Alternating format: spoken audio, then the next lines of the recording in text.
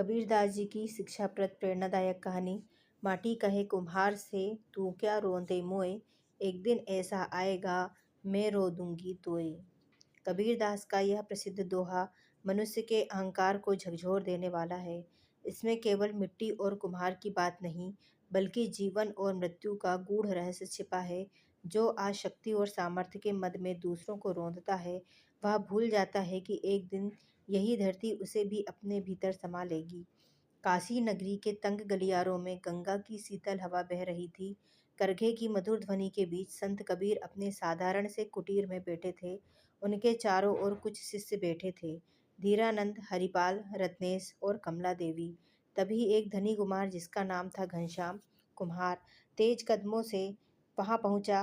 घनश्याम का नगर में बड़ा मान था। उसके बनाए घड़े, मटके और कलश दूर दूर तक प्रसिद्ध थे। परंतु उसके भीतर एक दोष था, अहंकार। वह अपने मजदूरों को डांटता, गरीबों को तुच्छ समझता और कहता, मैं मिट्टी को जीवन देता हूँ, मेरी कला के बिना यह माटी क्या है। उस दिन वह संत कबीर के पास आया और बोला, संत लोग कहते हैं कि आप ज्ञान देते हैं, मैं भी सुनना चाहता हूँ, क्या मिट्टी में भी कोई ज्ञान है। कबीर मुस्कुराए। उन्होंने पास रखी मिट्टी की ढेली उठाई और धीरे से कहा, माटी कहे कुम्हार से, तू क्या रोंदे मोए, एक दिन ऐसा आएगा मैं रो दूंगी तोए। घनश्याम हंस पड़ा, महाराज यह तो उल्टी बात है, मिट्टी भला कुम्हार को कैसे रोंदेगी। कबीर ने शांत स्वर में कहा, आज नहीं समझोगे, पर यदि मन खोलकर सुनोगे तो मिट्टी भी तुम्हें गुरु बनकर शिक्षा देगी। पहली कहानी, राजा वीरभद्र का अभिमान। कबीर बोले, काशी से दूर एक राज्य था। वहाँ राजा वीरभद्र राज करता था। वह शक्तिशाली था, सेना विशाल थी। वह अपने प्रजाजनों से कठोर व्यवहार करता, जो उसकी आज्ञा न माने उसे दंड देता। एक बार दरबार में उसने एक वृद्ध किसान को केवल इस कारण कारागार में डाल दिया कि वह समय पर कर नहीं चुका पाया। किसान ने विनम्रता से कहा, महाराज वर्षा नहीं हुई, फसल नष्ट हो गई। पर राजा का हृदय कठोर था। पर समय बीता, पड़ोसी राज्य ने आक्रमण किया, युद्ध हुआ, वीरभद्र पराजित हुआ। उसे बंदी बनाकर उसी कारागार में डाल दिया गया जहाँ कभी उसने किसान को डाला था। ट्री में बैठा वह सोच रहा था, मैं दूसरों को रौंदता था, आज स्वयं रौंदा गया। कबीर ने घनश्याम की ओर देखा। राजा की शक्ति भी मिट्टी में मिल जाती है। घनश्याम के चेहरे की हंसी हल्की पड़ गई। दूसरी कहानी, धनवान सेठ रघुवंशी का पतन। कबीर ने आगे कहा, काशी में रघुवंशी नामक सेठ था। अपार धन था, वह गरीबों को तुच्छ समझता। एक दिन एक विधवा उसकी दुकान पर आई और बोली, सेठ जी कुछ अनाज उधार दे दीजिए। सेठ ने हंसकर कहा, मेरे गोदाम में दया नहीं बिकती।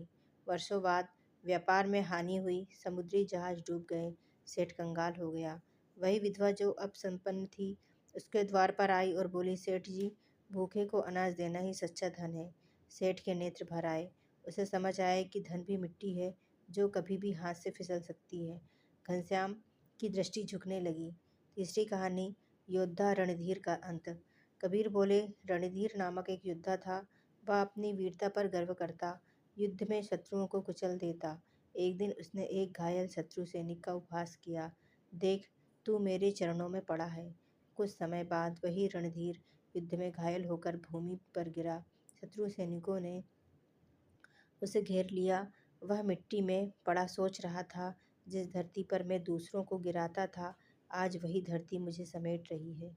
उसकी अंतिम श्वास उसी मिट्टी में विलीन हो गई। कबीर ने कहा, वीरता भी यदि अहंकार से भरी हो तो मिट्टी का खेल बन जाती है। चौथी कहानी, वृद्ध कुम्हार और टूटा हुआ घड़ा। कबीर ने घनश्याम के हृदय को छूने वाली कथा कही। एक वृद्ध कुम्हार था, माधोदास। वह अत्यंत विनम्र था, मिट्टी को प्रणाम करके काम आरंभ करता। एक दिन उसका शिष्य बोला, गुरुजी आप मिट्टी को इतना सम्मान क्यों देते हैं। माधोदास ने कहा, यह मिट्टी ही हमें जीवन देती है, इससे घड़े बनते हैं, इसमें जल ठहरता है और अंत में हम भी इसी में मिल जाते हैं। वर्षों बाद जब माधोदास का देहांत हुआ तो उसका शरीर उसी मिट्टी में समा गया जिससे वह घड़े बनाता था। गांव वाले कहते, जिसने मिट्टी का सम्मान किया, मिट्टी ने उसे सम्मान दिया। घनश्याम का परिवर्तन। चारों कथाएं सुनते सुनते घनश्याम का हृदय काँप उठा। उसे याद आया, कि उसने कितनी बार मजदूरों को अपमानित किया, गरीबों को डांटा और अपने कौशल पर गर्व किया। वह बोला, संत, क्या सचमुच एक दिन हम सब मिट्टी में मिल जाते हैं? कबीर ने उत्तर दिया, घनश्याम, यह शरीर माटी का बना है। जब प्राण निकल जाते हैं तो यही शरीर धरती में मिल जाता है। इसलिए जो आज दूसरों को तुच्छ समझता है, वह भूल जाता है कि कल वही धरती उसे ढक लेगी। घनश्याम की आंखों से आंसू बह निकले। उसने कबीर के चरणों में सिर रख दिया। मुझे क्षमा करें। आज से मैं अपने कर्म बदलूंगा। मिट्टी को, मजदूरों को, सबको सम्मान दूंगा। उस दिन के बाद घनश्याम का व्यवहार बदल गया। वह काम आरंभ करने से पहले मिट्टी को प्रणाम करता, मजदूरों को उचित मजदूरी देता, गरीबों को खड़े निःशुल्क देता।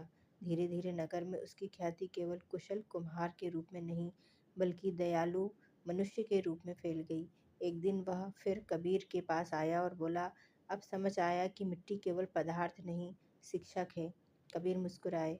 जिसने मृत्यु को स्मरण रखा, उसने जीवन को सही अर्थ में जिया। यह दोहा हमें याद दिलाता है कि शरीर, धन, शक्ति सब अस्थायी है।